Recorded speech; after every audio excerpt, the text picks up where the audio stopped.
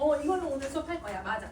그래서 선생님 저번에 그 65번까지 수업했잖아요. 그 65번까지는 여러분 선생님이 그 필기 했던 걸 다시 적어놨으니까 한번 다시 그걸 쭉 봐주시고 그 다음에 여러분 66번부터 한번 수업을 해봅시다.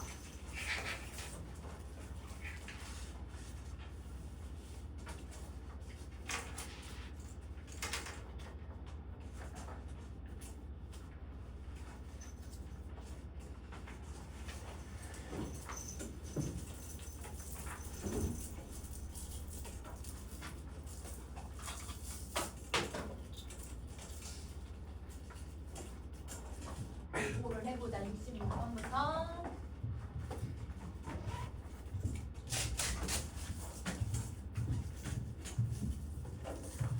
자, 여러분 우선 여러분 66번에서는 고사를 인용하고 있어. 여러분 초수난간이라고 하는 단어랑 백발황상이라고 하는 단어를 선생님 옆에 정리해놨거든요. 그 정리부터 한번 보세요. 자, 초수난간이라고 하는 이 고사는 초나라 사람 종이라고 하는 사람이 난간을 쓰고 감옥에 갇혔다는 거야. 그러니까 쉽게 말하면 여러분 뭐가 되는 것을 얘기할 때 이 고사를 많이 쓰냐면 벼슬아치를 했던 사람이 즉 여러분 관직에 있었던 사람이 죄인인데 미안해 죄인이 되는 일을 얘기한다. 죄인, 죄수라고 해도 돼 얘들아. 죄인이나 죄수가 되는 것을 여러분 이 초수난간이라고 표현을 해요. 자, 두 번째 의미가 뭐가 있냐면 얘들 내가 역경에 빠져서 어쩔 수 없는 상황.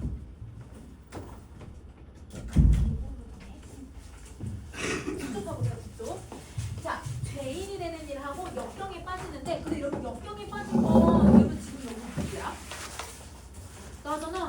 내가 억울하게 묘사를 겪어서 유배를 왔으니까 그러면 여러분 역경에 빠진 나라고 봐도 되고 여러분 벼슬아치가 죄인이 된 것도 나잖아요. 내가 유배를 왔으니까. 그러면 1번으로 해석하든 2번으로 해석하든 이 초수난간은 사실 누굴 비유하고 있는 거다? 나를 비유하고 있는 거다. 그래서 여러분 초수난간이라고 하는 고사에 선생님 왜 고사인용이라고 안 쓰고 비유적 표현이라고 썼는지 알겠지? 나를 비유하는 거야.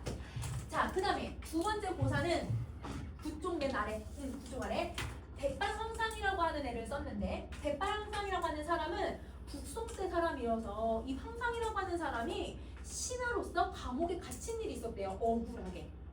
그럼 억울하게 갇힌 이 고사도 사실 누구랑 똑같아요? 나랑. 그치? 그러면 여러분 이때 선생님 고사인용이라고 썼지만 여러분 자신을 비유한다. 이렇게 정리해주면 되겠지?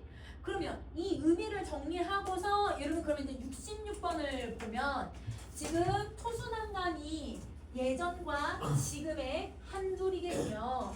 백발황상의 서러운 일이 여러분 하다가 무슨 뜻이더라?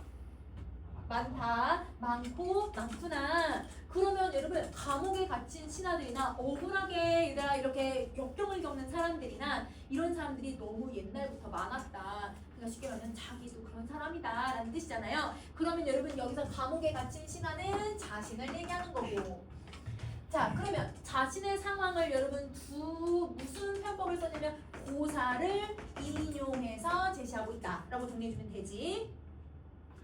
자, 여러분 68번 볼게. 여러분 중국 신화에 보면 중국에서 우리 여러분 그 그리스 로마 신화에서도 여러분 처음에 얘들아 세상이 만들어지기 전에 여러분 카오스에서부터 시작한다고 하거든요. 근데 중국 신화도 비슷해요. 중국 신화도 맨 처음에 얘들아 이 세상에 아무것도 없어. 암흑이야 암흑. 그 암흑인 시기를 혼돈이라고 해요. 그러면 여러분 지금 선생님이 여기 혼돈이라는 단어를 쓸 거거든. 건곤이 병이 들어서 그럼 여기서 건곤이라는 건 하늘과 땅만 얘기하는 게 아니라 하늘 땅 즉 온 세상이 병들어서 이렇게 해석하면 돼. 그래서 천지질서 온 세상이 병들어서 혼돈이 죽은 후에 그럼 여러분 혼돈이라고 하는 건 여러분 천지가 나뉘어지기 전의 상태. 그럼 이 혼돈이 죽고 나서는 여러분 세상에 그냥 인간도 태어나고 인간이 맨날 치고받고 싸우고 너무 어지러워하는 거예요. 그래서 여러분 온 세상이 병든 것처럼 시대적인 혼란을 겪고 있다. 그러면 여기서 건공이 변이 들어서 혼돈이 죽은 후에라고 하는 의미는 시대적 혼란을 얘기한다. 그럼 이때 시대적 혼란이 뭘 의미하고 있는 걸까? 정치적으로 무오사를 겪은 것을 얘기하고 있겠지. 그 전에 빈칸 안 만들어놨어 얘들아. 이건 무오사를 얘기하고 있는 거다. 그래서 이건 부정적인 상황이야 라고 정리해주면 돼. 자, 이렇게 얘들아 세상이 혼란스러우니까 하늘조차도 근심에 잠겨서 관색성이 비추는 것만 같다라고 얘기를 해요. 그럼 여러분 관색성이 뭔지를 정리 한번 해볼게요. 자, 관색성이라고 하는 것도 옛날 고사를 인용한 거거든요. 중국에서 있었던 일들을 가지고 왔는데 옥살이를 하는 별을 얘기할 때 쓰는 말이에요.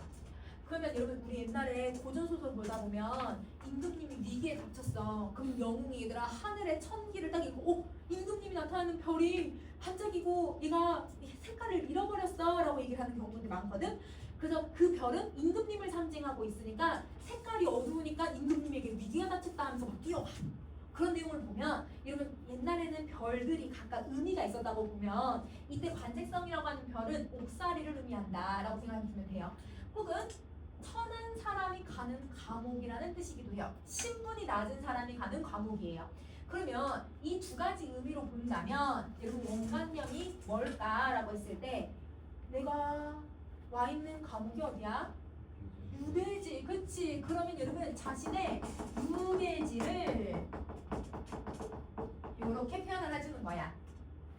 자, 그러면 자신의 유배지라고 하는 원관념으로 표현해도 되지만 근데 이런 충신들이 어디로 가냐면 유배를 가게 되는 거잖아요. 나 같은 충신들이 유배를 가는 어떤 현실을 얘기하고 있냐면 부조리한 현실을 얘기하고 있다. 자, 그럼 앞에 내용을 정리 한번 해봐. 여러분 천지가 병든 것처럼 세상이 너무 혼란스러워. 세상이 너무 혼란스러우니까 하늘마저도 근심에 빠져가지고 우리가 어떻게 되고 있다? 부조리하게 유배와 있는 것 같다 라고 얘기를 하는 거야. 알겠지? 이렇게 내용의 이유, 의미 생각해주세요. 자, 다음 페이지로 갑시다. 자, 고정의구의 원문만 쌓여져 있으니 자, 여러분 고정의구 뜻을 봤더니 유배지에서 나라만 생각하는 충성심이야.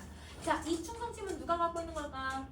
저기, 그치? 내가 이런 충성심을 가지고 있다 보니 원문만 쌓여 있대. 그럼 이런 원문이라는 건 내가 이렇게 충성심을 갖고 있는데 내가 이렇게 유배를 왔다니 너무 원통하고 분한 거야. 그러면 여러분 유배 온 상황에 대해서 어떤 감정을 갖고 있냐면 원통하고 분하다.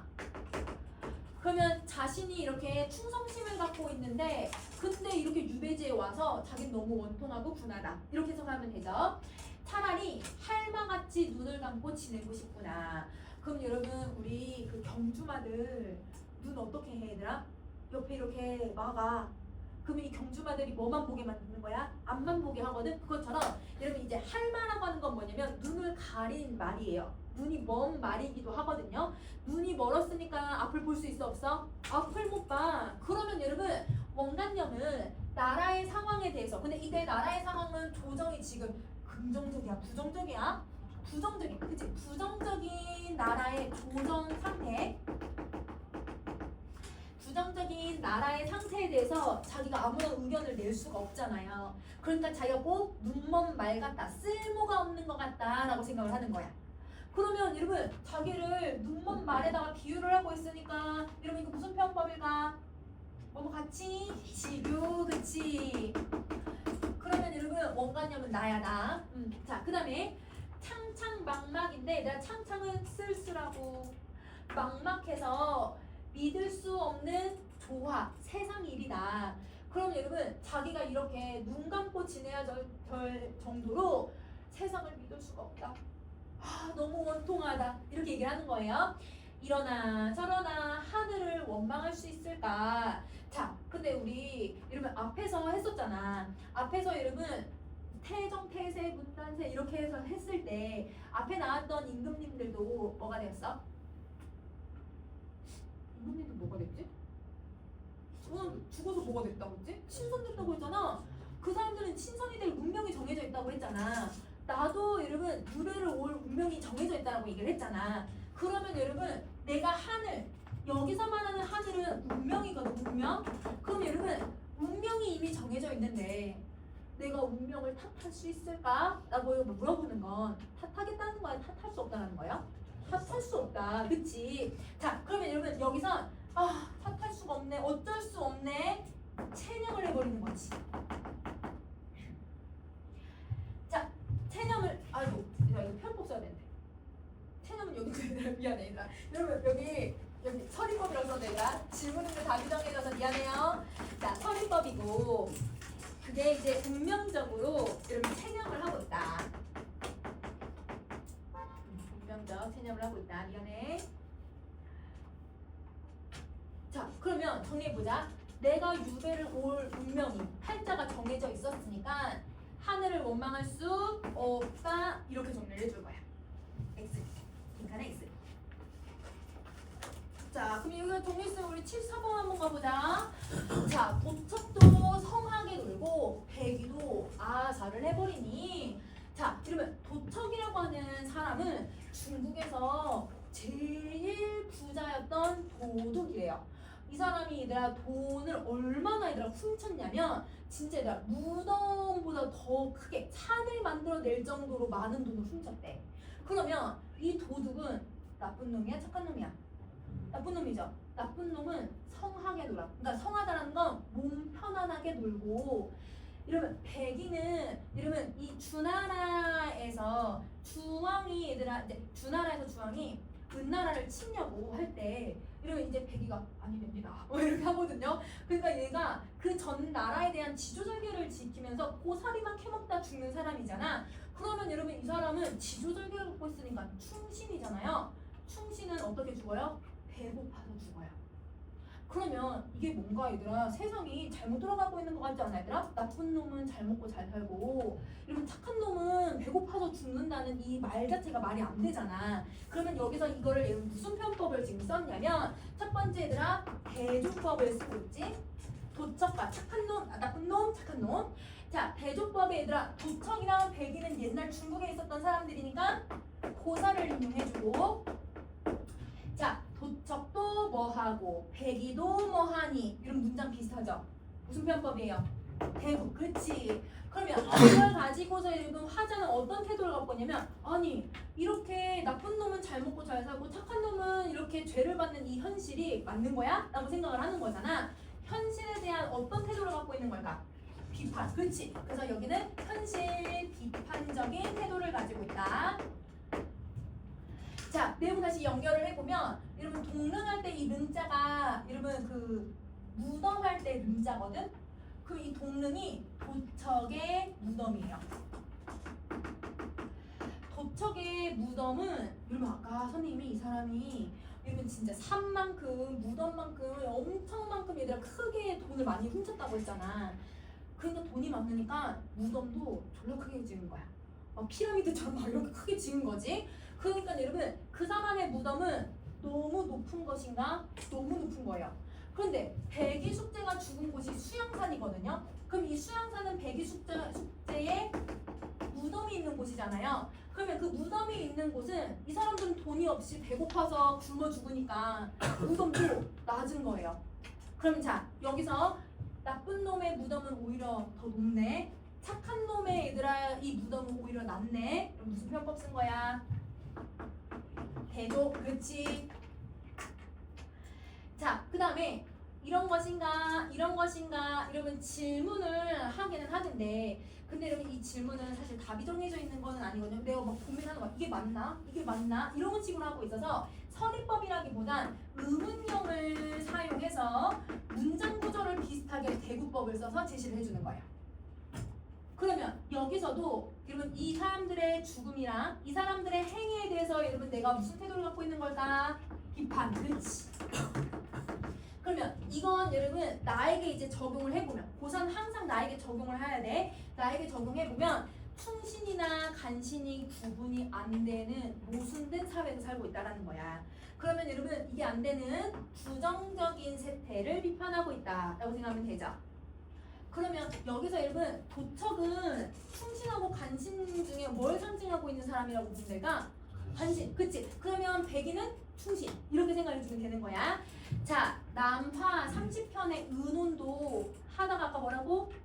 많구나.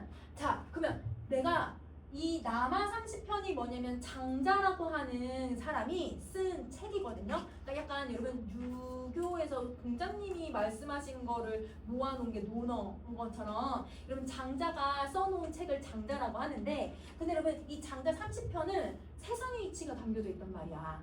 근데 그 세상의 이치에 여러분 뭐가 많냐면요. 의논할 게 물어볼 게 너무 많다라는 거야. 자, 아까 내가 몰라서 의문형으로 얘기했던 게 뭐였지? 왜 얘는 높지? 이 무덤은 왜 낮지? 왜 나쁜 놈은 잘 살지? 왜 착한 놈은 이렇게 못 살아야 되는 거지? 이 세상의 얘들아 부조리를 내가 궁금해 했잖아요. 그걸 여기다 물어보고 싶은 거예요. 장자 30편에. 그러면 여러분 장자 30편에 뭐에 대한 논의가 많다라고 해석을 하면 충신과 간신에 대한 행위에 대해서 여러분 이 설명이 많구나 라고 생각해주면 돼. 자, 그러면 여기 나온 내용을 계속 얘들아 도척, 동릉은 계속 간신이랑 연결시키면 되고 이러면 백이랑 수양은 계속 충신이랑 연결을 해서 옛날부터 혹은 이렇게 섭리, 자연의 이치나 이러면 이 역사의 이치를 설명하는 책에서도 이런 충신과 간신에 대한 논의는 옛날부터 많았구나 이렇게 생각을 해주면 돼. 자, 그래서 남가의 지난 꿈을 생각하거든 슬미어라. 자, 여러분 이걸 네 글자로 남가일몽이라고 해요.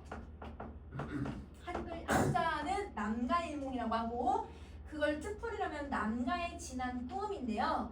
이러면 얘가 우리 일장춘몽이랑 똑같은 말이야. 일장춘몽. 이러면 일장춘몽은 하룻밤의 꿈이거든. 하룻밤의 꿈. 꿈속에서는 여러분도 왕이 될 수 있잖아요. 여러분 꿈속에서 여러분이 돈이 많이 번 사람도 될 수도 있고 꿈속에서 내가 다 되는데 꿈에서 깨어나면 나는 그냥 다시 나의 평범한 사람으로 돌아오는 거야. 너무 헛되다라는 거지. 그래서 여러분 자 꿈과 같이 헛된 과거의 부귀영화를 얘기할 때 남가일몽이라는 말을 써요. 그러면 유배 오기 전 후 중에 언제 좋았던 시절을 얘기하는 걸까? 전, 그렇지. 유배 오기 전에 좋았던 시절을 여러분 지금 남가일몽 같다라고 얘기하는 거야. 너무 더럽다고 생각하는 거지. 내가 관직에 나갔을 때 그때 화려했던 나의 모습이 너무 하룻밤의 꿈 같다 이렇게 생각을 하는 거야. 그러면 이때 느끼는 정서가 여러분 이게 슬미어다가 해석이 여러 개가 있거든요. 그래서 여러분 슬프고 밉다 라고 해석해도 되고 싫고 밉다 라고 해석해도 돼. 근데 어차피 다 부정적인 감정이잖아. 그래서 여러분 정서를 그냥 다 쓸게. 미움 그리고 덧없음 이런 거 생각하니까 여러분 너무 쓸쓸해. 이런 부정적인 정서를 표현해주고 있다 라고 생각하면 돼요. 자, 그 다음에 얘들아 우리 78번 한번 갈게. 고국 송추를 이 꿈에 가서 먼저 보고 근데 여러분 고국은 우리나라거든? 우리나라에 있는 소나무하고 여러분 이제 이게 단풍나무 같은 거예요. 근데 여러분 우리나라에 있는 나무들이라기보단 내 고향에 있는 나무들 우리 대부분 얘들아 무덤을 만들잖아. 무덤 만들면 이렇게 비석 세우고 이렇게만 하지 않지. 우리나라는 제주도는 대부분 여기다 뭘 싸? 돌담을 싸거든? 근데 여러분 육지는 나무를 심어요. 응? 그러면 여러분 지금 여기서 나무들에 대한 이야기를 하는 이유가 우리 고향에 있는 우리 선인들, 내 조상들의 무덤을 꿈에서 가서 보고 싶다라고 얘기를 하는 거야. 그러면 여러분 꿈에서라도 그럼 어딜 가고 싶냐면 고향에 가고 싶은 거네. 고향의 무덤을 보고 싶은 거니까. 그러면 꿈이라고 하는 공간은 여기서는 임을 만나는 게 아니라 이때 꿈은 어디 가고 싶은 꿈이야? 고향에 갈 수 있는 꿈인 거야. 이러면 여기 꿈 여러 개가 나오는데 어떤 거는 임금님 만나는 거 성공하고 어떤 건 임금님 만나지 못하는 경우도 있고 여기는 여러분 고향에 갈 수 있다라는 것들을 얘기하는 거죠. 꿈 다 달라요. 자, 선인구묘. 이러면 선인구묘를 깬 후에도 생각하니 그러면 이 선인이 나의 조상들이거든? 그러면 나의 조상이니까 쉽게 말하면 누구냐면 부모님이야. 그러면 이 부모님을 잠에서 깨어나도 계속 생각이 나는 거죠. 그러면 누구에 대한 그리움이 들어가냐면 부모에 대한 그리움이 들어가는구나 라고 생각해 주면 돼. 자, 그러면 여러분 부모님 생각하면 내가 부모님 모셔야 되는데 부모님 모시지도 못하고 부모님 내버려 두고 난 유배지에 와 있잖아. 그러면 여러분 부모님에 대한 그리움이 사무쳐서 이러면 구해간장이 굽이굽이 끊어져 있대요. 이러면 간장이 뭐예요? 간장. 애간장 할 때 맞아. 애간장 할 때 나 저기 글자들 보면 다 달월자가 옆에 들어가 있잖아. 사람의 신체를 표현할 때 쓰는 획수거든. 그럼 여러분 간장이 우리 몸에 있는 간과 소장, 대장들을 얘기를 해. 그러면 여러분 장기거든요. 장기. 그러면 내 몸에 있는 장기가 9번이나 9번이나 끊어졌대요. 여러분 혹시 장 꼬여본 적 있어요? 없어요? 너무 스트레스를 받으면 장이 꼬이거든요. 장이 한번 이렇게 꼬이면요 졸라봐요. 응급실 가야 돼. 지금 이거는 진짜 약으로도 안 돼. 그냥 진짜 병원 가가지고 링겔 맞고 이렇게 해야 되거든. 너무 아파. 근데 여러분 여기 몇 번 끊어졌대? 9번이나 끊어졌대. 한 번이 꼬여도 얘들아 이렇게 아픈데 그걸 9번이나 끊어졌다라고 표현을 하고 있으니까 너무 아프다는 거잖아. 근데 진짜 9번 끊어질 수 있어? 무슨 편법이야? 화장. 그치? 여러분 이건 화장법이야. 화장이야. 자, 그 다음에 여러분 또 무슨 표현법을 쓰냐면 그쳤구나, 끊어져 버렸구나, 뭐뭐 하는구나, 선생님 뭐뭐 하는구나로 해석할 거야. 영탄. 그렇지. 그러니까 여러분 내 감정을 표현하게 되는 거죠. 괴롭다, 고통스럽다, 그립다, 시름을 겪고 있다. 나는 그 정도로 너무 괴롭다라고 하는 뜻인 거야. 자, 그럼 여러분 빈칸은 다 넣었을까? 빈칸 다 넣었니? 오케이, 그럼 넘어가세요. 나 위에 거 안 넣니? 얘들아 70번. 여러분 70번에 지급법에 나에 대한 모습을 설명했잖아. 그럼 여러분 나는 내가 하고 싶은 말이 있어도 못하는 처지니까 얼마나 답답할 거야. 그래서 여러분 여기서는 내가 말도 못하는 답답함. 그리고 앞에서 얘들아 내가 유배온 상황에서 여기서 얘들아 내가 뭘 느꼈냐면 원통하고 울분에 막 쌓여 있었잖아. 그러니까 여기도 울분, 원망한다. 이렇게 정리해 주시면 돼요. 그럼 다 넣었지? 오케이. 자, 그러면 다음 페이지로 갑시다. 자, 81번. 여러분 지금 선생님이 81번부터 84번까지 묶어버렸거든요. 자, 얘는 의미를 같이 81번부터 84번까지 쫙 같이 기억을 해주시면 좋을 것 같아요. 장해의문이 무슨 뜻이냐면 여러분 바닷가에 여러분 이상한 구름이 낀 거야. 음산한 구름이. 그래서 여러분 바닷가에 음산한 구름이 꼈다. 혹은 이건 병을 발생하는 구름을 장해의문이라고도 해석하기도 하고. 자, 음산한 구름이 껴있으니까 기운이 뭔가 음산하다. 그래서 여러분 우리 막 귀신 나오는 그런 영화나 그런 거 보면 안개 쫙 껴서 이런 구름 막 먹구름 막 끼고 막 이렇게 해서 보여주잖아. 그러니까 막 귀신 나타날 것 같고, 그렇지? 그럼 여기서도 뭔가 얘들 지금 분위기가 좋지 않은 거야. 그러면 여러분 장해의문이라고 하는 거는 지금 부정적인 여러분 상황을 보여주는데 그 부정적인 상황이 백주대난에 막 흩어지고 있대요. 그럼 백주대낮에 흩어진다는 건 내가 있는 곳에 얘들아 안 좋은 기운이 쫙 깔리는 거야. 알겠지? 자, 호남 어느 곳에 귀역의 연수런지. 여러분 호남 어느 곳에라고 했는데 호남이면 여러분 그 전라도 있는 쪽이거든. 근데 이 사람이 실제로 그쪽에 유배를 가요. 그러니 호남 어느 곳이면 어디를 얘기하는 걸까? 내가 있는 유배지야. 그렇지? 내가 있는 유배지를 얘기하고, 내가 있는 유배지에 얘들아 기운이 얘들아 봐봐. 아까 구름 막 껴있고 귀신 나오는 영화는 안 끼낀다고 했잖아. 그러니까 여러분 이 기운이 별로 좋지 않으니까 내가 있는 유배지에 얘들아 귀신이랑 불려우들이 막 모이기 시작을 하더래. 그럼 여러분 기운이 좋지 않다라는 걸 얘기하는 거죠. 자, 임해망량이, 여러분 임해망량이라고 하는 말은 도깨비나 부엌신이를 얘기하거든요. 다 무서운 여러분 귀신들이야. 그럼 이 귀신들이 쓸터지, 여러분 이거는 실컷 젖은 끝에라고 했는데 여러분 젖은이라고 하는 거는 얘네들이 얘들아 실컷 왔다, 여기 가득하다 라는 뜻이야. 그럼 여러분 귀신하고 불려만 오는 게 아니라 누구도 와? 도깨비도 오고 부엌신이도 오는 거야.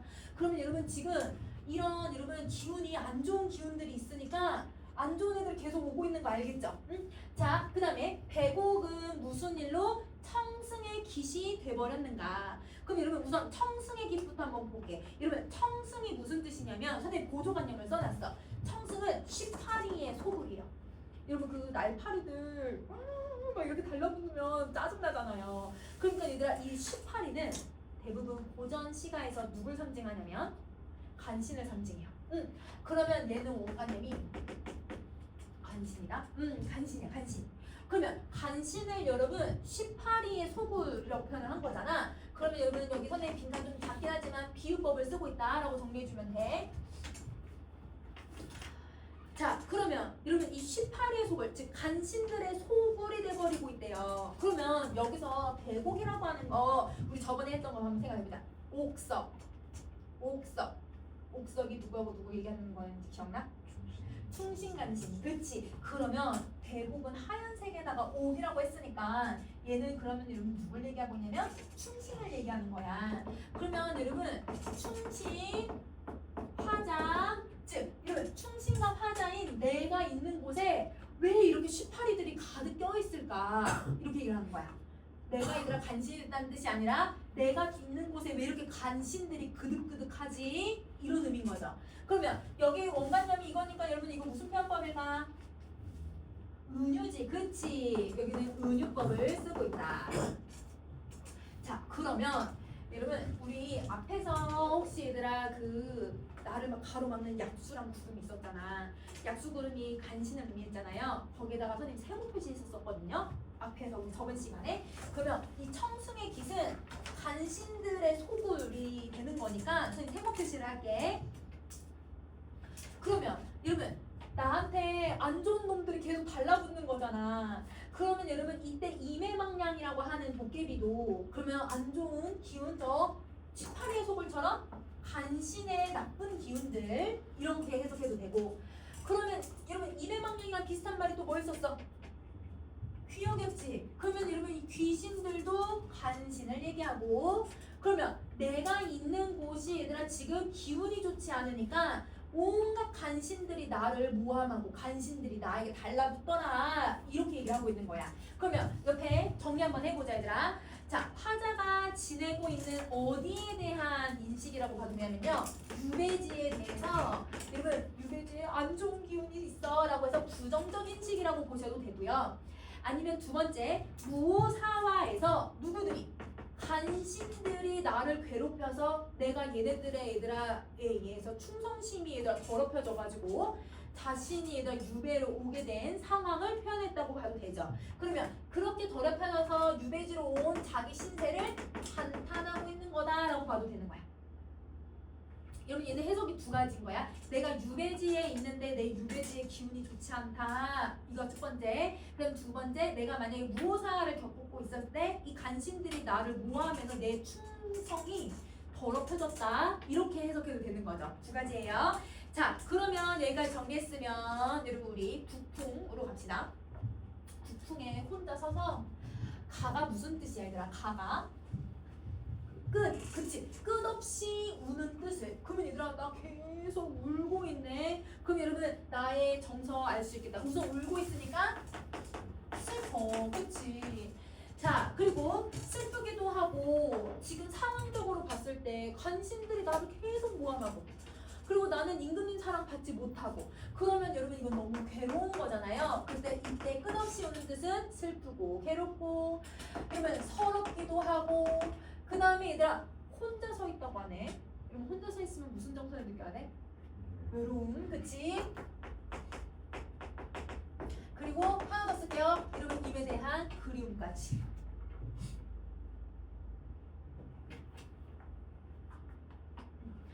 자 하늘 같은 우리 힘이 안이 살펴주신다는 거야. 그러니까 여러분 내가 이렇게 나쁜 귀신들 이매망냥 도깨비들한테 막 얘들아 괴롭힘을 당하고 얘들아 내가 막 음산한 기운에 놓여 있는데도 이렇게 북풍을 혼자 맞으면서 얘들아 외롭게 있어도 우리 임은 나를 돌봐주지 않는 거예요. 그러면 이때 우리 임은 누굴 얘기하고 있을 거냐면 이 사람한테 임금님은 누구였지 얘들아? 성종. 그치 임이야 임금님.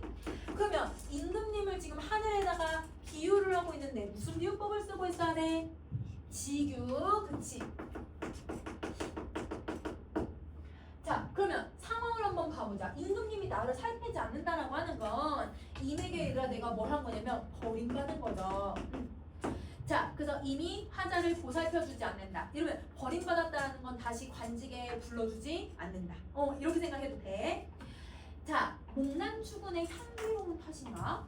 이러면 목난추구하면 여기서 우리가 헷갈리면 안 되는 게 난초랑 국화가 들어가잖아. 근데 난초하고 국화는 어디에 들어갔네요? 사분자에 들어가잖아요. 사분자는 지조절개를 의미하고 있어서 그래서 여러분 얘는 지조절개 향기 이거 화장가? 라고 하면 안 돼. 이러면 이때 추국이 무슨 뜻을 가지고 있냐면 그러면 이 간신들이 임금님 옆에 붙어가지고 임금님한테 현혹하는 말을 여기서는 이렇게 표현을 한 거야. 그러면 여러분 목난추국이라고 하는 말에는 여러분 이게 누구라는 걸 보여주냐면 간신들이 여러분 임금님한테 막 현혹하고 좋은 말로 알랑방구 끼고 그래서 나를 안 돌봐주시는 건가? 이렇게 생각을 해야 돼요. 자, 그 다음에 처벼소군이 방면한 몸이던가 라고 한다면 여러분 처벼랑 소군 옆에 선생님 아래 뜻 한번 보면 처벼는 여러분 성제 후궁이었는데 조비련에게 성제 총애를 빼앗기자 여러분 장신으로 물러나서 태후의 시중이 들어서 그냥 궁녀로서 생활을 하게 되었고 즉 이 말은 임금님한테 사랑을 받았다 못 받았다? 못 받았다. 왕소군이라고 하는 사람도 얘들아 흉노족에게 강제로 시집갔던 궁녀라는 거예요. 나는 사랑을 받지 못했다. 그러면 자기가 얘들아 처벼 같고 소군 같다라고 했으니까 무슨 편법을 쓰고 있냐면 옛날 이야기를 갖고 와서 모사 인용해주고 자 그 다음에 여러분 얘는 누구를 비유해주는 표현인 거야? 나잖아 그치? 그래서 비유법을 쓰고 있는 거기도 하고 자 처벼 소군이 운명이 박해서 그런 것인가? 이런 질문을 했거든요. 운명이 기구하니까 이런 삶을 살게 되는 거죠. 답이 정해졌으니까 서리법이야. 그렇지. 그러면 이거는 여러분 비유법이 누굴 얘기하는 거냐면 버림받은 자신을 얘기하고 있다. 자, 그러면 옆에 얘들아 상황 한번 봐봐. 여러분 임에게 버림을 받은 이유가 뭐 때문이라고 생각을 하는 거냐면 목난추국의 향기, 즉 간신들이 말을 해가지고 모함해가지고 처벼 소군처럼 자신이 운명이 박하기 때문이라고 생각을 하는 거야. 그러니까 여러분 서리법을 쓰기는 했지만 감정이 드러나거든요. 내 신세가 이런 거구나. 그럼 여러분 여기 선생님 빈칸 안 만들었지만 이때 화자의 정서는 한탄, 그치? 한탄을 하고 있다. 자, 여러분 89번 여러분 선생님 위로 올릴게. 자, 구는이 물이 되어서 흘러가도 자취가 없어져 버린대. 그쵸 여러분 물이 흘러가 버리면 지금 여기 있던 물이 없어질 거잖아요. 그러면 여러분 이 물의 원관념은 구는이고 임금님의 은혜고 여러분 보조관념이 물이면 여러분 무슨 편법을 써야 되는 거야? 은유법. 여러분 왜냐면 여기 뭐뭐 같은 일만 없잖아. 그러면 임금님의 은혜가 물처럼 뭐 된다고 보는 거야 얘들아? 사라져. 없어져. 그러면 내가 임금님의 은혜를 받을 수 없는 상황이잖아. 그러면 이때 여러분 나는 어떤 정서를 받게 되냐면 소외. 그럼 임금님이 다른 신하들은 예뻐하는데 나는 안 예뻐하고 나를 신경 안 쓰고 있잖아. 그래서 소외감을 느낀다. 자, 그 다음에 오간이 꽃으로 돼 눈물이 가려서 못 보겠구나. 근데 여러분 오간은 여러분 임금님의 얼굴을 얘기하거든요. 그러면 임금님의 얼굴 이게 오간이야. 원간념. 그러면 보조관념은 여러분 지금 꽃에다가 비유를 했는데 우리 임금님은 꽃 같은데 근데 내가 눈물이 가려서 이러면 임금님 얼굴이 안 보인다 라고 하면 여러분 이게 무슨 편법 써야 돼요? 똑같이 은유법 써야지. 자, 여러분 선생님 빈칸 안 만들었지만 여러분 편법 찾을 수 있어요. 여러분 어떤 편법을 썼냐면 여러분 89번, 90번은 문장 구조가 거의 어때요? 비슷하죠? 맞아요. 여러분 대구법을 쓰고 있고요. 89, 90번 대구법이야. 자, 그 다음에 여러분 여기 맨 마지막 뭐뭐로다 라는 말 들어가네. 이거 무슨 편법일까? 영탄이야. 그치? 자, 그러면 이 영탄으로 여러분 화자의 정서는 그럼 눈물이 난다고 하잖아. 무슨 정서를 갖고 있어야 돼? 슬퍼. 그렇지. 그러면 그러면 나는 얘들아 이 유배지에 와서도 계속 임금님 얼굴을 상상하고 계속 보고 싶어 하고 있는 거거든. 여러분 누군가를 보고 싶어 하는 게 무슨 정서예요? 그리움, 그치? 자, 그러면 여러분 내가 버림을 받은 것 같으니까 이미 나를 보살펴주지 않으니까 무슨 이유 때문이지? 고민을 하다가 아, 이런 이유 때문인가 보다 라고 생각하고 임을 보고 싶어도 볼 수 없고 임금의 은혜를 받을 수가 없구나 라고 하면서 한탄하고 있다 라고 생각하시면 돼요. 빙 하나 넣었어 얘들아? 오케이. 자, 그러면 넘어가 봅시다.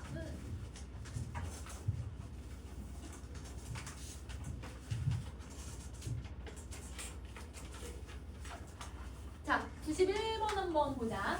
이 몸이 녹아져도 옥황상제의 처분이고, 근데 내가 몸이 녹으면 어떻게 되는 거야? 죽는 거지, 그치? 이 몸이 쓰여져도라는 거 많이 배웠지? 사라지다, 죽는다. 그럼 내가 죽어도 옥황상제가 다 처분하는 거래요.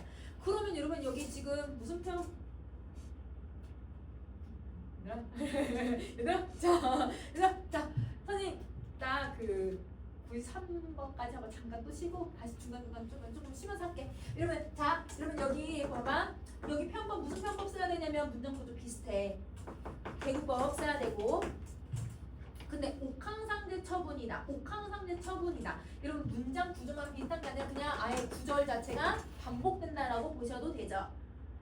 자, 화자는 여러분 이미 어떤 태도를 보냐면 임금님 어떻게 나를 버리실 수 있어요? 먼저 임금님을 계속 탓하는 건 아니야.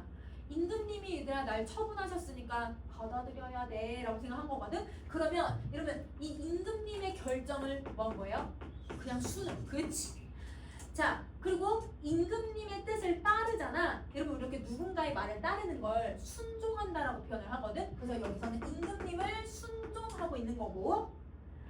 근데 여러분 내가 이제는 다시 임금님 사랑 못 받을 거라고 생각하면서 나 유배지에서 살아야겠다라고 지금 내 처지를 그냥 포기해버린 거야. 그럼 이 포기하면 무슨 태도 들어가야 돼? 체념. 그렇지. 그래서 순응하고 그 다음에 순종하고 체념하는 모습을 보여준다. 그러면 이 말에 이제 숨겨져 있는 의미는 내가 내 지금 처지를 스스로 개선할 수가 없어요. 내가 얘들아 이 삶을 선택한 게 아니고 임금님이 다 결정해 주신 거니까 어쩔 수가 없다라고 하는 바음이 들어가는 거잖아. 그래서 스스로 해결할 수 없다 표시해 줄 거야.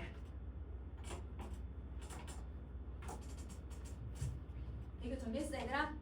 그러면 93번은 94번이랑 연결되니까 잠깐 쉬었다가 한번 또 한 번 잠깐 다시 또 쉴게. 분리 사람들은 가서 이것들 좀 해. 물도 마시고. 자, 얘들아 그러면 이제 93번 한번 보세요. 자, 우리 아까 내가 뭘 하고 뭘 해도 다 옥황상제 처분이라고 했어. 녹아져도 사라져도 이게 옥황상제의 처분이라고 했잖아요. 그래서 녹아지고 내가 사라져서 혼백조차 다 흩어진 상태야. 그러니까 내 영혼이 다 뿔뿔이 흩어져 버렸다라고 얘기를 하거든. 그러면 내 영혼이 뿔뿔이 흩어졌다라는 건 여러분 내가 지금 여러분 편안하다라는 거예요? 힘들다라는 거예요? 너무 힘들어. 맞아. 그 너무 힘들어서 뭐처럼 느껴지냐면 공산 횡로같이 임자 없이 굴러다니는 것 같대. 자, 그럼 다시 공산이 혹시 무슨 공자가 무슨 공자인지 알아 얘들아? 빌공자거든. 비어있다. 산에 비어있는데 거기에 총루가 무슨 뜻이냐면 뼈. 이러면 내가 죽어가지고 뼈만 남아서 이 뼈다귀가 그냥 얘들아 굴러다니는 것 같아요. 그럼 내가 그만큼 여러분 너무 고통스럽고 힘들다라는 걸 표현을 하는 거죠. 그럼 무슨 편법 썼어 얘들아? 뼈다귀 갖다 놨으니까 지규를 쓰고 있는 거지. 그치? 그래서 지규법이고. 자, 뼈다귀라고 하는 교조관념을 쓴 이유는 내가 임 없이 살아가고 있으니까 꼭 뼈다귀처럼 여러분 살아있는 것 같다, 죽어있는 것 같다, 죽어있는 것 같다. 그치? 죽을 것 같다라고 하는 상황이 바로 원관념이에요. 자, 그러면 이때 여러분 화자는 임 없이 얘들아 혼자 얘들아 계속 굴러다니고 있는 거잖아. 그러니까 당연히 혼자 있네. 고독, 외로움 이라고 생각을 해주면 돼. 자, 이러면 복항상제의 처분이니까 그걸 받아들이기는 해도 너무 힘들다라는 거야. 내가 혼자 있고 있는 게 너무 죽고 싶을 만큼 힘들다는 거지. 그래서 내가 죽고 싶을 만큼 힘드니까 차라리 내가 죽어서 권륜산 제일봉의 만장송이 되고 싶대. 이러면 이 송자가 무슨 송자인지 혹시 알아, 얘들아? 소나무 송자야. 그러면 내가 소나무가 되고 싶대요. 근데 우리 소나무는 사계절 내내 변하지 않는 푸른색을 갖고 있네요. 대나무처럼 지조절개야. 그러면 이걸 무슨 상징이 쓰였다고 해야 될까? 얘도 관습적 상징이야. 맞아. 그러면 여기 선생님 여기다 쓸게. 관습적 상징을 써서 그러면 여러분 내가 만장송이 죽어서 되고 싶은 거잖아. 그럼 우리 앞에서 했어. 내가 죽어서 주견새가 되고 죽어서 구름이 되면 이걸 나를 뭐라고 볼 거야? 분신. 그치? 자, 근데 얘가 내가 지금 얼마나 힘든지를 보여주고 있는 자연물이거든요. 그러면 여러분 얘는 객관적 상관물도 되는 거죠. 자, 그러면 여러분 이 만장송은 지조절개, 즉 임금님에 대한 충성심과 영군지정을 보여주는 단어다 라고 생각을 해주면 돼. 그럼 우리 앞에서 여러분 두견하고 구름 같은 단어가 나오면 나를 얘기하는 분신 나오면 무슨 표시하기로 했냐면 동그란 표시하기로 했거든. 그래서 여기 만장송에도 동그란 표시해줘야 돼. 자, 이러면 소나무가 되어서 바람비 뿌린 소리를 임의 귀에 들려주고 싶대요. 그럼 여러분 내가 소나무가 되어서 여러분 이렇게 나무가 돼가지고 바람에 이러면 이 소나무 소리가 들려가면 이 소리를 내가 나만 듣는 게 아니라 내 소리를 임에게 들려주고 싶대. 그럼 이때는 진짜 바람 소리를 들려주려는 게 아니라 내가 하고 싶은 말을 전하고 싶은 거거든. 그럼 내가 하고 싶은 말이 뭘까요, 여러분? 보고 싶다 하고 소연하고 그 다음에 우리 앞에서 했던 것처럼 여러분 내 억울함도 호소하고 싶고 사랑한다고 얘기하고도 싶고 그러면 여러분 그걸 무슨 이미지로 여러분 표현을 하고 있냐면 청각적인 이미지로 표현을 하는 거야. 자, 그러면 청각적 이미지를 사용해서 화자의 얘들아 마음을 임에게 전달하고 싶다 이렇게 얘기를 하는 거지. 자, 그 다음에 윤회, 이러면 윤회 사상이 뭐야? 그래서 죽어서 다시 태어나는 걸 윤회라고 하잖아요. 그러면 여러분 윤회를 한 다음에 다시 태어나서 만겁 아주 오랜 시간이 지나가지고 금강산에 학이 되려고 한대. 그럼 여러분 내가 죽으면 여러분 뭐가 돼? 소나무 한 번 됐다가 또 죽어서 얘들아 뭐가 되는 거야? 또 학이 되는 거야. 그러면 여기 학이 되네? 얘도 내가 죽고 되는 거니까 또 분신, 그치? 자, 근데 이 합이 되는 것도 나의 어떤 여러분 영군주정과 내가 이걸 사랑하는 마음을 표현하고 싶은 거잖아요. 사랑을 대신 전달하고 있는 거니까 객관적 상관물, 그치? 자, 근데 여러분 여기 표도 하나 더 있는데 이거는 선생님이랑 아래 거까지 보고 할 거야. 자, 여러분 여기 98번을 한번 봐봐. 우선은 여기 편법 하나 더 쓸 거니까 좀 이따 다시 올라오자. 12,000봉 금강산에 마음껏 솟아올라서 그래서 가을날 밝은 밤에 두어 소리 슬피 울어 님의 귀에 들리기도 했으면 좋겠다는 거야. 그럼 내가 학이 되고 싶은 이유는 내가 얘들아 계속 슬프게 울어가지고 임에게 이 소리를 전달하고 싶은 거예요. 근데 여러분 학이 슬프게 우는 건데 사실은 울고 싶은 마음을 갖고 있는 건 누구예요?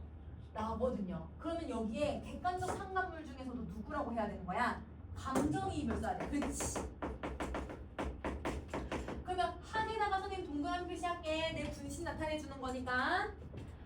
자, 그러면 여러분 여기서 왜 학은 왜 얘들아 내가 솟아나고 싶다라고 표현하는 걸까? 왜 올라가고 싶다고 얘기하는 걸까? 왜 학이 되고 싶은 걸까? 임금님이 천상계에 계시니까. 그치? 그러면 여러분 내가 이러면 날아서 올라가고 싶다라고 하는 여기 이유는 학이 되고 싶은 이유는 임에게 얘들아 소리로 전달하고 싶은 마음도 있지만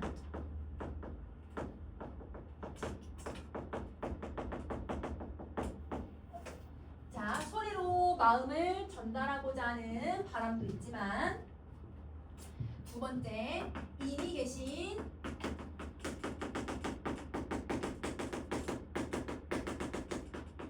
천상계에 가까운 가까워지고 싶은 거야.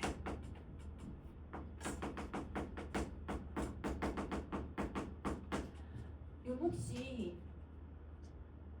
송민국도 했었지? 1학년 송민국에서 저 죽으면 굳은 달이 저 빛나는 달빛이 되고 싶어요. 나벌이 되고 싶어요. 라고 했다가 각시님 그러지 말고 굳은 비가 되세요. 라고 얘기를 하잖아요. 그 이유가 여러분 조금이라도 여러분 달빛보다 굳은 비로 내리면 여기 이내 어깨나 이런 데 닿을 수 있잖아. 심리적 거리감을 더 어떻게 하려고 하는 거야? 더 가깝게. 그치? 그럼 여기서도 인과 거리감을 좁히고 싶어서 여러분 내가 학이 돼서 나 올라가고 싶다. 이렇게 얘기를 한 거야.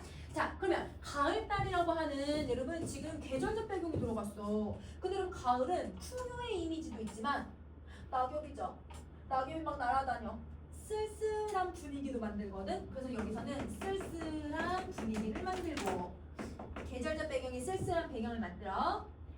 자, 거기에서 내가 또 슬프게 운다고 했으니까 청각적 이미지를 써요. 위에랑 똑같이 화자의 마음을 드러내는데 그때 마음은 내가 너무 그립다라고 호소하고 싶기도 할 거고 임금님에게 얘들아 나의 억울함을 계속 표현하고 싶지 않은가라고 정리할 수 있을 것 같아. 자, 님의 귀에 들렸으면 좋겠다라고 하는 거지. 그럼 자, 여기서 학이 소리를 des으면 여기서 화자의 태도 하나 찾을 수 있거든. 님에게 내 말이, 내 마음이 전달됐으면 좋겠다. 여러분 이거 무슨 거야? 소망이야. 맞아요. 내 마음이 전달되기를 소망하고 옥황상제의 처분이다. 근데 이것도 옥황상제의 처분인 거야. 내가 죽어서 학이 되고 내가 죽어서 여러분 니의 소나무가 되는 것도 이게 옥황상제의 처분이라는 거죠. 그러면 이 태도는 여러분 임금님에게 얘들아 나 계속 뭐 하고 있는 거야? 아까 했던 거잖아. 임금님의 뜻을 무조건 따라. 순종. 순응이라고 해도 돼. 여러분 여기서 내가 그냥 순종이라고 쓸게. 순종하고 순응하는 거죠. 근데 여러분 자기가 죽어서 이렇게 돼도 계속 임금님의 뜻에 따를 수밖에 없는 상황에 대한 체념이 들어간다. 그치? 자, 그러면 여러분 지금 94번부터 100번까지 묶었잖아 얘들아. 거기에 나의 분신을 제시해서 내 마음을 어떻게든 전달하고 싶어하는 화자의 바람을 드러내고 있다. 이렇게 같이 정리해주면 되는 거야. 알겠지? 자, 100번까지 정리 다 했어?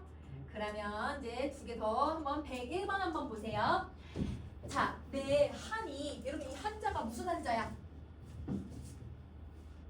감정을 얘기할 때 그 한의 정서할 때 한이잖아 얘들아. 그럼 내 슬픔이 라고 해석하면 돼. 내 슬픔이 매화의 뿌리가 되고 그리고 내 눈물이 이런 매화 가지가 되어서 그럼 여러분 가지가 매화의 가지에 꽃이 피는데 매화 꽃을 피우기 위해서 뭐가 필요하다고 보는 거야? 내 한과 내 눈물이 필요하다고 얘기하자. 그러면 여러분 우선 무슨 표현법을 썼냐면 문정구도 좀 비슷하지 않아 얘들아? 그럼 이거는 대문법을 쓰고 있는 거고. 자, 이러면 이렇게 얘들아 내 한과 내 그리움과 내 슬픔으로 얘들아 꽃을 피워내서 님의 집 창밖에 외나무 매화가 되고 싶대요. 그러면 여러분 이 님의 집은 이미 살고 있는 곳이잖아. 우리 앞에서 저번 주에 이미 살고 있는 곳은 모두 얘들아 무슨 표시하기로 했어? 네모 표시하기로 했어. 이미 계신 곳. 그러면 여기다 정리하자. 어디야? 천성계, 궁궐, 한양, 그치?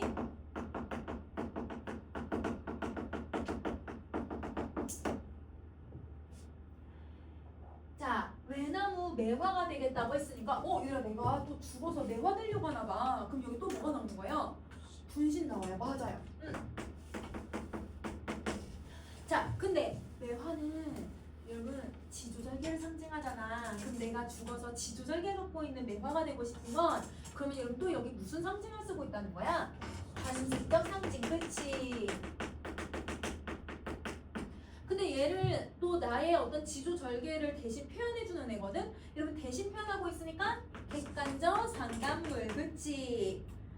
자, 그러면 매화가 내 분신이니까 당연히 동그란 표시 해줘야지. 자, 그러면 옆에 한번 보세요. 화자의 이 억울하고 분하고 너무 슬픈 이 마음이 매화가 됐다고 했어. 근데 여러분 마음은 눈에 보여요 안 보여요? 안 보이잖아요? 근데 그걸 눈에 보이는 매화라고 표현하네요. 무슨 표현법이야? 추상적, 그치? 관념의 구체화를 쓰고 있다. 나의 감정을 여러분 매화로 표현하고 있다. 자, 그러면 이때 매화는 나의 지조 절개를 상징하는 거고, 그게 추상적 관념의 구체화를 통해서 내 지조 절개를 제시하고 있다. 이렇게 생각해주면 되는 거야. 넘어가 봅시다. 자, 근데 여러분 매화는 언제 펴요? 겨울에서 봄에 넘어갈 때 피거든요. 그러면 완전 끝, 겨울의 끝에, 그리고 초봄에 피는 거야. 근데 여러분 우리 그 뭐라고 하냐면 3한 4온이라고 표현을 하거든. 여러분 초봄에 겨울에 여러분 3일은 너무 춥고 4일은 따뜻하다라는 뜻이거든요. 그게 얘들아 꽃샘추위예요. 꽃샘추위가 있을 때 매화가 펴요. 그러면 꽃샘추위는 겨울에 한겨울보다 더 추울 때도 있어. 눈 내릴 때도 있단 말이야. 그럼 여러분 설중이라고 하면 눈이 내리는 중에 한겨울이죠. 그러면 이 한겨울에 얘들아 꽃이 혼자 피어 있으니까 매화가 그때 핀다 해도 그럼 사실 잘 버티기가 쉬울까 어려울까? 어렵지. 그러면 꽃을 피우기 좋은 환경이야, 나쁜 환경이야? 나쁜 환경이거든. 그러면 실험과 고난을 얘기를 해. 이 설중이. 그러면 실험과 고난 속에서도 여러분 이 나가 매화를 혼자 피워서 침변에 이위는 듯 여러분 위에 베갯머리에서 시드는 것 같대요. 자, 여러분 내가 아까 어디에서 여러분 꽃이 피었어요? 이매집에. 이매집 옆에 창밖에 내가 꽃을 피웠다고 했잖아. 그러니까 여러분 자 여기 이매집이 있어. 여기 창문이야. 그러면 여기서 이미 여기서 자고 있단 말이야. 그러면 내가 여기서 지금 꽃을 이렇게 나무에서 꽃을 피우고 있는 거지. 그러면 여러분 지금 실험과 고난, 여러분 눈을 맞아가지고 내가 얘들아 임금님이 계신 그 옆에서 자라나야 되는데 그래야 자기 지조를 절개를 계속 임금님에게 표현할 수 있는데 눈을 맞아가지고 내가 시들고 있는 거야. 그러면 내가 시들고 있다는 건 여러분 다른 말로 매화가 시든다는 뜻인 거지. 베갯머리에 시든다는 건 매화가 시든다는 뜻이고, 내가 얘들아 그러면 임금님에게 사랑을 제대로 받지 못하고 임금님에게 사랑을 표현하지 못해서 너무 고통스럽다, 너무 괴롭다, 그리고 너무 여러분 시름이 많다, 이걸 여러분 이렇게 매화로 표현을 하는 거예요. 자, 그래서 월중소형이 임의옷에 비치거든. 근데 여러분 월중소형이면 달빛에 비치는 그림자거든. 근데 여러분 지금 무슨 그림자냐면 임금님이 여기서 자고 있잖아. 여러분 내가 여러분 매화잖아요. 그럼 여기 달빛이 쫙 내려와요. 달빛이 내려와서 여기 좀 그림이 조금 여기 집이 좀 내려가야 되긴 한데 여러분 내 그림자가 여기 임금님한테 비춰지는 거야. 그러면 저기 달빛의 그림자는 여러분 사실 누구의 그림자냐면 매화의 그림자예요. 매화의 그림자. 그러면 달빛에 비치는 매화의 그림자가 임의 옷에 딱 이렇게 붙었잖아. 그러면 여러분 이건 어떤 의미를 가지고 있냐면 내가 얘들아 뭐가 돼서라도 임금님 옷에 가까워지고 싶냐면 그림자가 돼서라도 임금님 옷에 가까워지고 싶은 거야. 그러면 여러분 여기 그림자, 근데 누구의 그림자라고? 매화의 그림자. 매화가 나니까 여러분 내가 그림자가 돼서라도 임금님 옆에 있고 싶다라는 뜻이죠.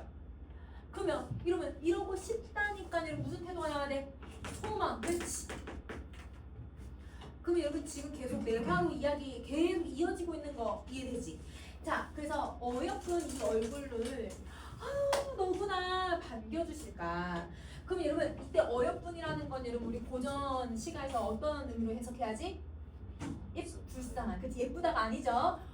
불쌍한 내 얼굴을 임금님께서 옷에 이거 지금 누구구나, 이거 지금 조이구나 라고 생각하면서 임금님이 날 반겨주실까? 이렇게 생각을 하는 거예요. 근데 여러분 이건 어디도 나오는 표현이더라? 성민국, 하민국에도 나오지 않아? 성민국, 하민국에서도 임금님이 너구나 이렇게 반겨주실까 걱정을 해. 임금님에게 선물을 보내고 나서 사민국에서 임금님이 옷을 딱 펼쳐보시고 너구나 이뤄주실까? 라고 걱정을 했거든요. 그러면 여기 정서는 걱정이죠. 임금님이 나를 사랑해 주실지, 임금님이 나를 기억해 주실지, 임금님이 나를 반겨 주실지 걱정을 하는 거예요. 근데 걱정을 우리 조금 다른 말로 염려한다라고도 하거든. 걱정의 다른 말이야. 염려한다. 자, 그리고 또 어떤 마음도 있냐면 나 기억해 주시면 좋겠다. 혹시나 나를 반겨주시려나? 이런 기대도 하는 거거든요. 그래서 여러분 여기는 세 가지의 태도가 나타난다라고 생각해 주면 돼. 자, 그러면 봐봐. 그러면 여기서 내가 나무에 매달려 있으니까 사실은 임금님에게 더 가까이 가고 싶어도 가까이 갈 수는 있어 없어? 없잖아. 그러니까 누구 힘을 빌리고 싶냐면 달빛의 힘이라도 빌려서라도 임에 가까이 가고 싶었던 거거든. 근데 이 나무에 매달려 있으니까 못 가니까 어떻게 하냐면 동풍. 이러면 동풍은 언제 부는 바람이에요? 봄에. 맞아. 지금 아까 얘들아 이 매화는 겨울에서 봄으로 넘어가는 시기에 피는 꽃이라고 했잖아. 그래서 여러분 동풍은 봄에 이제 이 시기에 피는 바람이야. 자, 이 바람이 유정, 여러분 정이 되게 많아서 암향을 불러 올려주고 있대. 근데 여러분 이 암향은 여러분 3인국 할 때 했죠? 암향이 무슨 뜻이더라? 내가 이러면 암향도 보내주고 싶다고 했는데 매화에 임금님에 대한 미안해 매화의 향기야. 매화 향기면 사실은 여러분 매화가 나를 먹는 거잖아.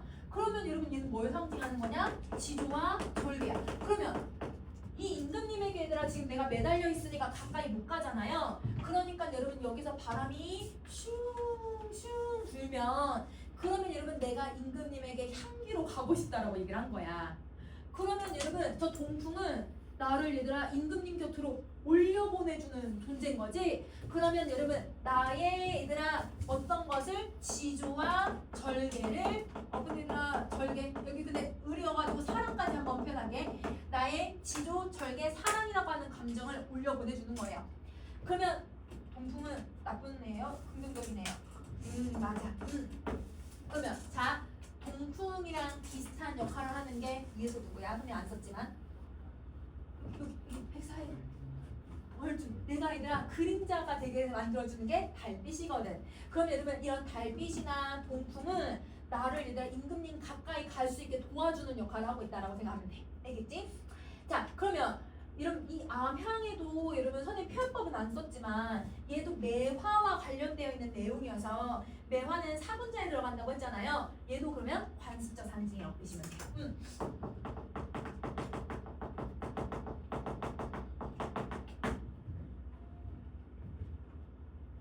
자 여기까지 정리했으면 선생님 위로 올릴게 얘들아. 자 고결한 이내 생계. 여러분 생계가 뭐냐면 나의 인생. 그러면 여러분 내 인생을 왜 고결하다고 생각하는 걸까? 왜 깨끗하다고 생각해? 너는 임에게 일편단심. 그치. 그리고 나는 간신이야 충신이야? 충신. 내 생각으로는 자기는 충신이잖아. 그러면 여러분 고결한 인생이라고 생각하는 이유는 임에 대한 일편단심을 보여주고 있기 때문이에요. 임에 대한 충성심 때문에 자기 인생을 고결하다고 표현을 하는 거죠. 근데 이런 나의 고결함, 나의 일편단심, 나의 사랑을 여러분 어디에 보내고 싶냐면 이걸 이제 중림에나 붙이고 빈 낚싯대를 비껴들고 빈배나 혼자 띄워서 살아야겠다라고 얘기를 해. 자, 왜냐면 아무리 얘들아 내가 임금님한테 향기를 준다고 해서 임금님이 나를 돌아볼까? 안 돌아보겠지. 왜냐면 지금까지도 나를 얘들아 구제해주지 않으시잖아요. 돌아봐주지 않잖아요. 그러니까 얘들아 그럴 바엔 나의 이런 일편단심의 마음을 나의 인생을 그러면 자연에다가 그냥 넣어야겠다. 자연에 붙여야겠다라고 얘기하는 거야. 근데 저는 지금 자연이란 말 대신에 자연을 누구를 자연으로 해석한 거냐면 중림을 자연으로 해석한 거야. 대나무랑 숲을 님자를 써서 자연물 2개 들어간 거거든? 그럼 자연물 2개니까 얘는 자연, 뭔가냐 자연. 그 무슨 편법을 썼냐면 여러분 자연의 일부의 나무들을 가지고서 자연 전체를 설명했잖아요. 대유, 그치? 대유법이에요. 자, 그러면 현실적으로 여러분 내가 매화가 될 수가 없고 현실적으로 임금님에게 얘들아 그림자나 바람으로 도움을 받아서 내가 임금님에게 사랑을 전달할 수가 없으니 그러면 나는 자연에 은거하는 삶을 선택해야겠다 이렇게 얘기하는 거야. 그래서 여러분 자연에 은거하는 삶을 살고자 한다. 근데 여러분 실제로는 자연이 아니라 그 자연처럼 아무것도 없는 어디서 사는 걸까? 유배지. 맞아. 유배지에서나 살아야겠다. 이렇게 얘기하는 거야. 그러면 속세랑 뭐 하려고 하는 거냐면 그러면 단절을 시키려고 해. 그렇지. 그럼 여기서 속세랑 단절을 해서 자, 낚싯대 들고 여러분 빈배를 띄고 있잖아요. 자, 그러면 이 빈배를 혼자 띄워서 자, 여러분 근데 저게 무슨 의미인지 뒷부분 더 해석하고 볼게. 백구에 건너져서 건덕분으로 가고 싶다. 여러분 자연에 응거하겠다고는 얘기를 해놓고 배를 타고 어디로 가고 싶냐면 백구를 건너서 건덕궁에 가고 싶대. 근데 여러분 이 건덕궁이 임금님 계신 곳이에요. 그러면 임금님 계신 곳에 가고 싶다라고 얘기를 하는 거네. 그러면 이때 빈배는 이미 계신 곳으로 갈 수 있게 도와주는 애잖아. 그러면 이거를 여러분 매개체라고 해도 되고 수단이라고 해도 돼요. 선 둘 다 쓸게요. 판이 좀 작지만 둘 다 쓸게요. 자, 이미 계신 곳으로 갈 수 있게 해주는 매개체나 수단에 해당한다. 자, 그러면 빈배를 타고 이렇게 가고 싶다라고 얘기를 한 거지. 그러면 화자는 엄마 하고 싶다니까 아니라 무슨 태도가 들어가 있어야 돼? 소망. 그치? 자, 근데 여러분 이 백구라고 하는 단어는 오른쪽에 선생님 정리해놨거든 얘들아. 자, 백구는 중국의 송나라하고 요나라의 경계를 이루는 강이어가지고 사실 여러분 뭐냐면 여러분 서울에 강이 하나 있잖아요. 한강, 그치? 그래서 한강을 얘기하는 거야. 중국에 있는 강을 갖고 와서 한강을 설명하는 거고, 그러면 건덕궁은 중국의 천자가 사는 황제가 사는 곳인데 여기서는 그러면 누가 사는 곳이라고 보면 되냐면 임금, 그치? 한양이라고 생각해주면 되는 거야.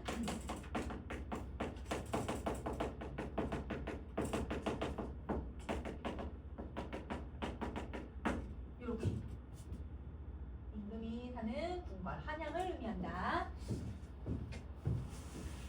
자, 그러면 여러분 사실은 이 사람은 자연에 응거하고 싶은 마음은 진짜가 아니라 자연에 응거해서도 누구한테 가고 싶은 거야? 임금이 가고 싶은 거야. 그래서 여기서는 여러분 자연 친화, 자연에 진짜 미친 듯이 살고 싶다 이런 마음은 사실은 크지 않다라고 생각을 해줘야 해. 자, 그 다음에 여러분 다시 우리 110번 한번 볼게요.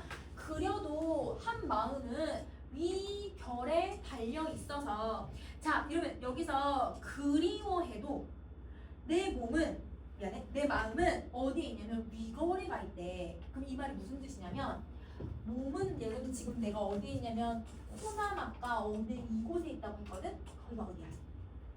유배지였지. 내 몸은 어디에 있어도 유배지에 있어도 그럼 여러분 그리워하는 이 마음은 어디 가냐면 벌 임금님 계신 궁궐에 있다라는 뜻이야. 그러면 마음은 누구에게 있다? 임의 궁궐에 가 있다. 즉 임에게 있다. 이런 뜻인 거지.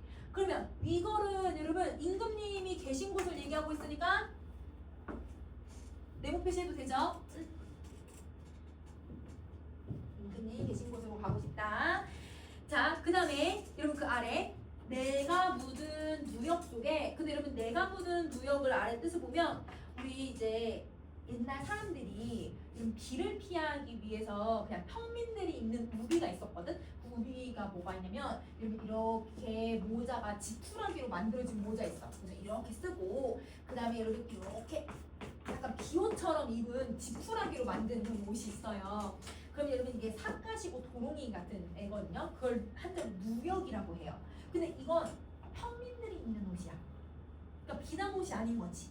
그럼 이거는 소박한 옷인 거거든. 그러면 소박하고 보잘것없는 옷을 입고 있으니까 그래서 선생님 저기다 해석을 가난하고 보잘것없는 초라한 자기의 처지를 여러분 내가 묻은 누역 속이라고 표현을 한 거야. 알겠지? 그럼 내가 이렇게 보잘것없는데 이 보잘것없는 나가 임 향한 꿈을 깨버렸대. 그럼 여러분 임을 향한 꿈을 깨웠다는 건 아까 얘들아 여기서 내가 배를 타가지고 여러분 쭉 임금님에게 가는 건 어디서 한 거예요?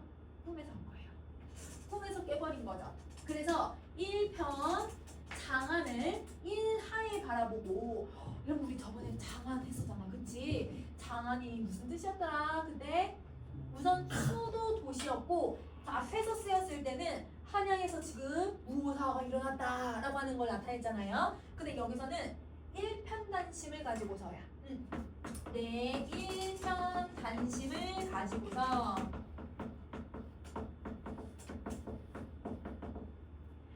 장안을 한눈에 바라봤대. 그러면 장안을 바라봤던 일편단심을 가지고서 바라볼 것이 어디야? 궁궐, 임금님 계신 곳. 그러면 이 장안이라고 하는 단어는 임금님 계신 곳으로 해석을 해야 돼요.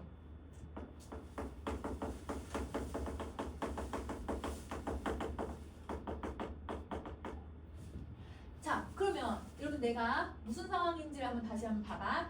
여러분 지금 화자는 여러분 지금 막 배를 타서라도 임금님에게 가고 싶다 막 이런 게 이게 다 꿈이었다는 거야. 꿈에서 깨어나니까 임에게 못 가잖아. 그러니까 눈으로도 어딜 보는 거야? 임금님 계신 한양이라도 봐야겠다라고 생각을 하는 거죠. 자, 그 다음에 외오 극겨 올혀 극겨 이 몸에 타실런가. 자, 이러면 외오가 무슨 뜻이냐면 외오가 외다라는 단어에서 온 거거든. 외다 그릇되다라는 뜻이에요. 자, 여러분 그릇되다가 뭐냐면 잘못되다라는 뜻이야. 그러면 여기 옳히라고 하는 단어는 옳게, 옳다라는 뜻이거든. 그러면 잘못 국겨, 그 다음에 옳게 국겨라고 했는데 국겨의 뜻을 보면 머뭇거린다는 뜻이야. 그러면 여러분 내가 잘못된 상태로 머뭇거리고 있는지 옳은 행동으로 지금 머뭇거리고 있는지 이건 내 탓인가? 내가 이렇게 머뭇머뭇거리면서 임금님을 기다리고 있는 게 내가 이런 신세인 게 내 탓인가? 라고 해. 근데 아까 앞에서는 내가 이렇게 유배에 오고 유배에서 생활하고 있는 건 다 누구 탓이라고 했었냐면 이러면 간신대나 임의 탓이라고 했잖아요. 근데 여기서는 누구 탓이래요? 내 탓이래요. 그렇죠? 그러면 여러분 이 몸의 탓일까라고 얘기를 하는 건 여러분 내가 체념도 하는 거고 그리고 여러분 이거는 임에 대한 그리움 내가 이렇게 머뭇머뭇거리면서 임금님을 못 보고 있는 그리움에 대해서도 얘기하는 거고 그 다음에 오히려 여러분 이렇게 봐도 돼. 내 탓이라고 봐도 되지만 이게 과연 내 탓일까? 내가 이렇게 사는 게 내 탓이야? 이렇게 생각할 수도 있잖아. 그럼 이거는 다른 타인을 원망하는 거일 수도 있는 거야. 이걸 정리했어 얘들아? 자 그럼 넘어가세요.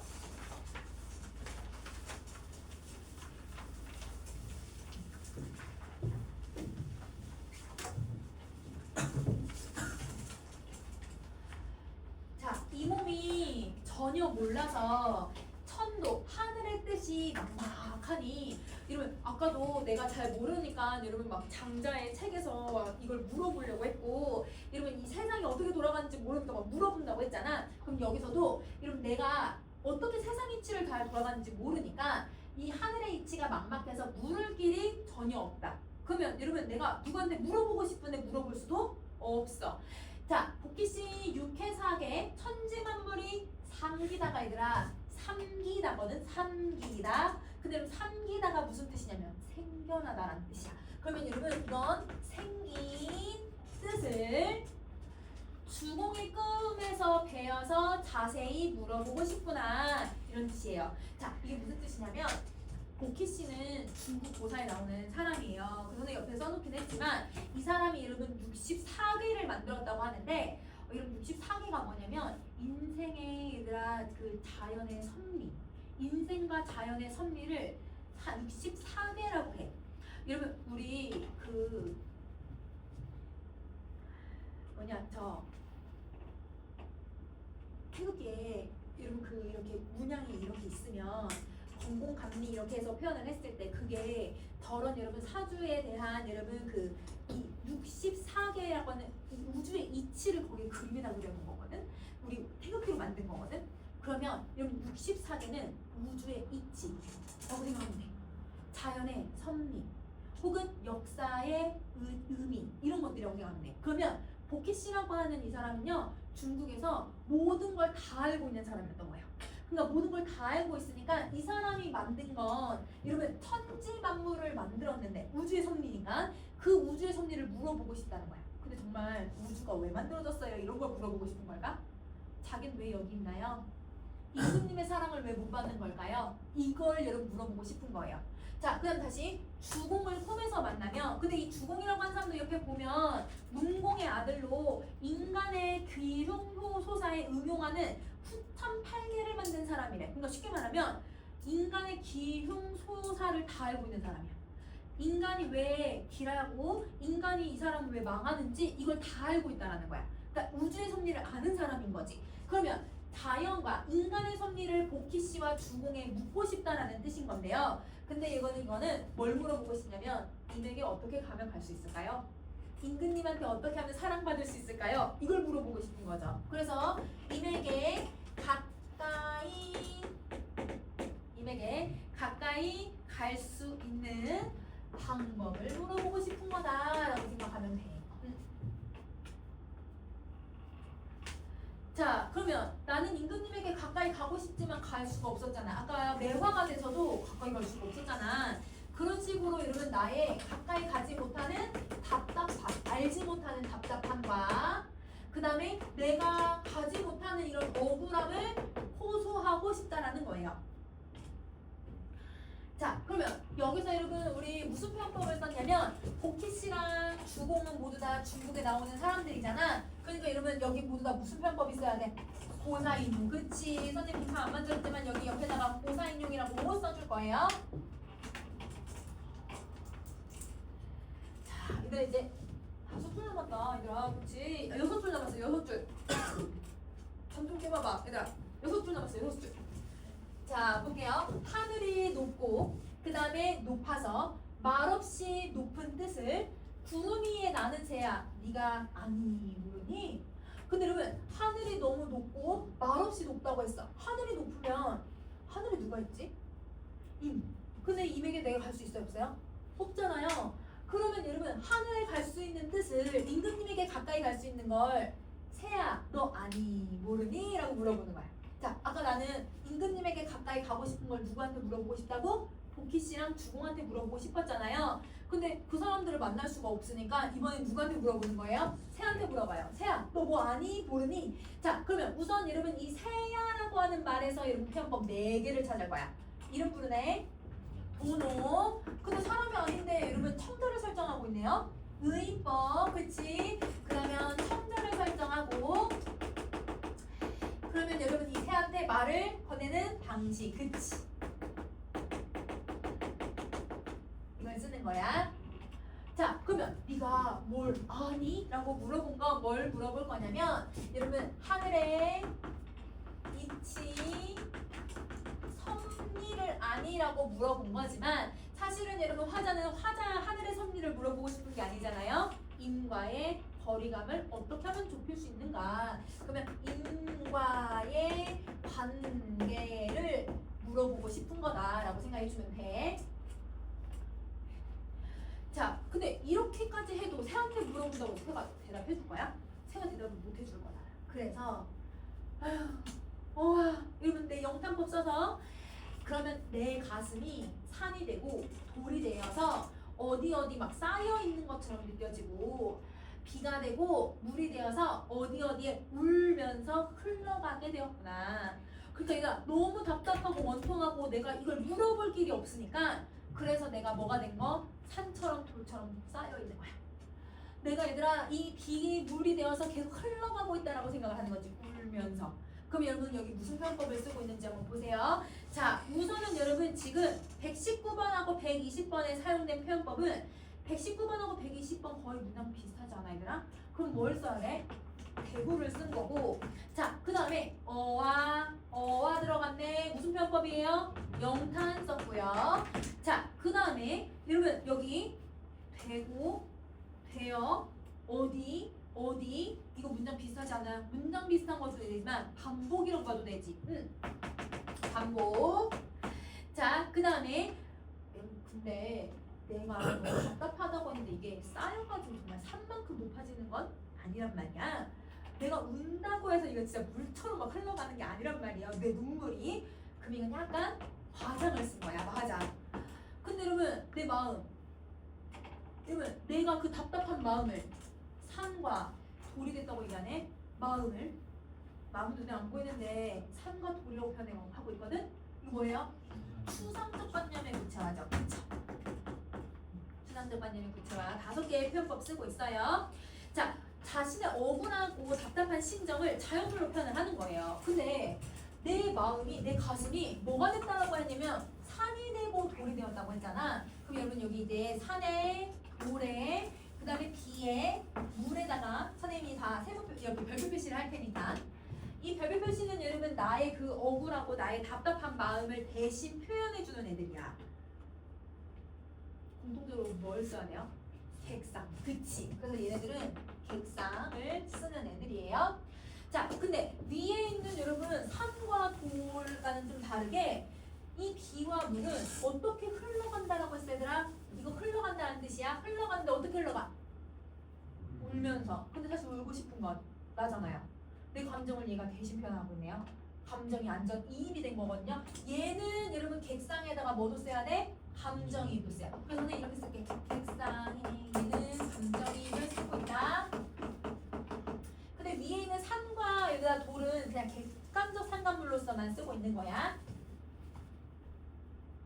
자, 아무나 내 뜻을 알아주는 사람이 여러분 이제 이 곳은 강조의 정비사야. 그러면 여러분 강조의 정비사는 굳이 해석할 필요 없어. 아무나 내 뜻을 알아주는 사람만 있다면 백세교육 만생상감하리라. 여러분 이건 기다릴 수 있다. 그럼 여러분 내 뜻을 알아줄 사람만 온다면 나는 100년이 지나도 10,000년이 지나도 기다릴 수 있다는 거예요. 그럼 내 마음을 알아줄 사람이 누군데요? 그치. 그럼 내가 기다리는 사람인데 그게 바로 이미지. 이미 내 마음을 알아만 주신다면 나는 100년이든 10,000년이든 버틸 수 있어요 라는 뜻이에요. 그럼 여러분 옆에 정리할게요. 여러분 내가 기다릴 수 있다는 건 그만큼 간절하다라는 뜻이거든.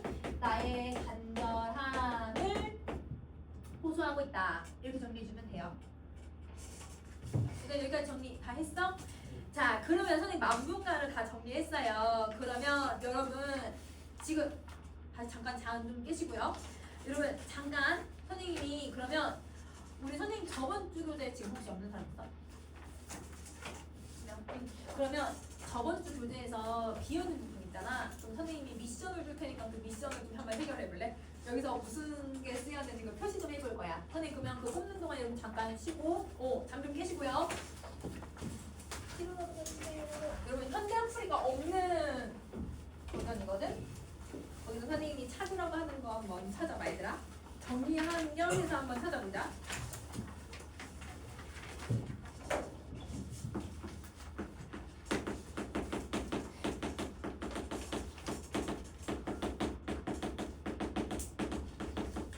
의미하고 있는 거 네모 표시에서 다시 한번 다 찾아봐.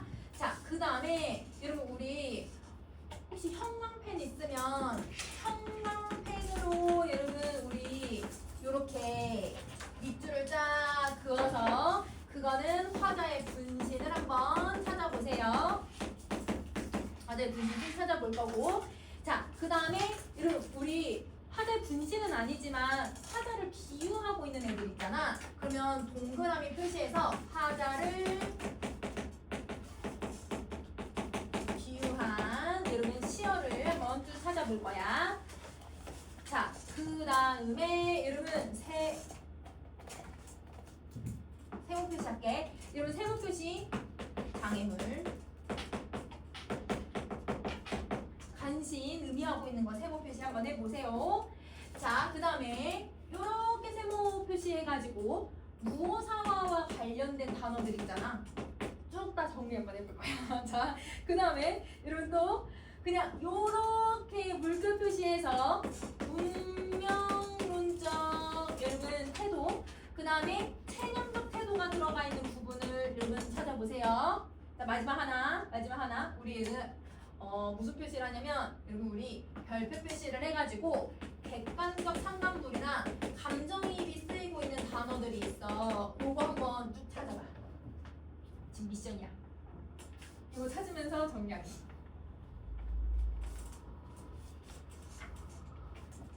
없이. 왜냐면 학교 시험에서 현대풀이 없을 거잖아. 현대풀이 없이 할 수 있어야지. 한번 해보자.